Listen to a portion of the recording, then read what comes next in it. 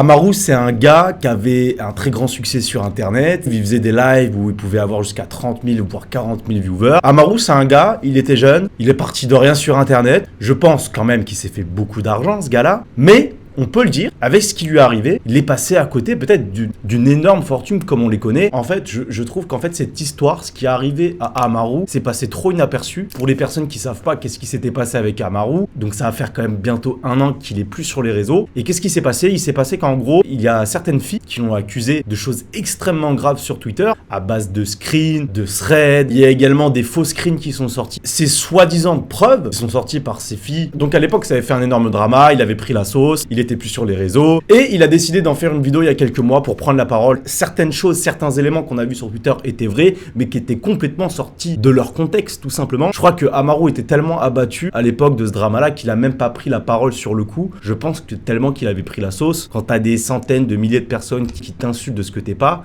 ça fait mal. Il faut qu'en tant qu'homme, voilà, on est des hommes et nous les hommes, on est aussi victimes de ce genre de choses. Il faut arrêter que ça passe inaperçu. Très clairement, je pense qu'on peut le dire, toutes ces accusations, tous ces scripts ont quand même détruit une grande partie de sa vie. Il vivait de sa passion, il gagnait sûrement très très bien sa vie, et comme j'ai dit, il est sûrement passé à côté d'une très grosse fortune. Le prochain drama qu'il y aura d'un créateur, peu importe le créateur, je veux que tous ensemble, on se tienne la main, on se mette d'accord pour plusieurs choses. La première des choses déjà, bon, imaginons demain votre youtubeur préféré, il est accusé de certaines choses avec des screens, des preuves un petit peu bancales, des vidéos hors contexte, des images hors contexte, c'est-à-dire que vous n'avez pas tous les éléments. Déjà, première des choses qu'on fait les gars, c'est de savoir si cette histoire-là, ce drama-là qu'il y a autour de ce créateur, est-ce qu'il y a eu une enquête? Est-ce qu'il y a eu un jugement? Est-ce qu'il y a eu une enquête? Parce que nous, c'est pas notre travail. On n'est pas des enquêteurs, on n'est pas la justice, c'est pas notre travail. Déjà, je pense que c'est le premier truc, quand on voit ce genre de drama, la première question qu'on devrait poser et répondre à tous ces gens, c'est d'accord, tu l'accuses de telle ou telle chose, etc. Tu as des preuves,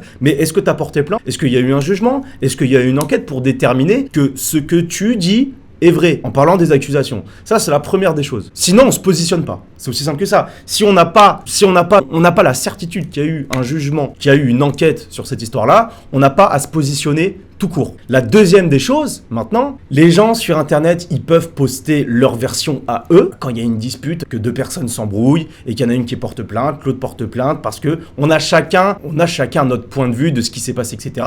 Donc la personne qui va accuser, par exemple un créateur, va donner sa version des faits et va vouloir montrer ce qu'il veut montrer. La personne va vouloir montrer ce qu'elle veut montrer. Premièrement, en tant que personne, est-ce qu'on a tout le contexte pour pouvoir se faire un vrai avis? Est-ce qu'on a tous les éléments? Et quand je parle de tous les éléments, c'est tous les éléments pour pouvoir se faire un vrai avis global sur la situation. Tu peux faire passer tout et n'importe quoi, mais si t'as pas le contexte, c'est totalement différent. Et je vous promets, troisièmement, que vous soyez victime de n'importe de quoi que ce soit, il y a des personnes qui comprennent pas qu'on peut pas faire de la dénonciation, ça s'appelle de la dénonciation calomnieuse. Toi, t'as vécu peut-être un truc pas sympa d'un tel créateur, t'as envie de l'afficher par vengeance ou je ne sais pas trop quoi, mais de faire ça en fait, alors qu'il n'y a pas eu, comme j'ai dit, de jugement, etc., de faire de cette manière-là son propre tribunal sur Internet, c'est interdit par la loi. C'est de la dénonciation calomnieuse, c'est de la diffamation. Moi, je me pose vraiment la question. Est-ce que Amaru, il a porté plainte contre ces filles-là? Est-ce qu'il a porté plainte en disant, voilà, ces filles-là, elles m'ont accusé de telle ou telle chose, hors contexte, il n'y a pas eu de jugement, elles n'ont pas porté plainte avant, elles ont mis ce qu'elles voulaient mettre. J'espère, et j'aimerais vraiment savoir si Amaru a porté plainte, et j'espère qu'il a porté plainte.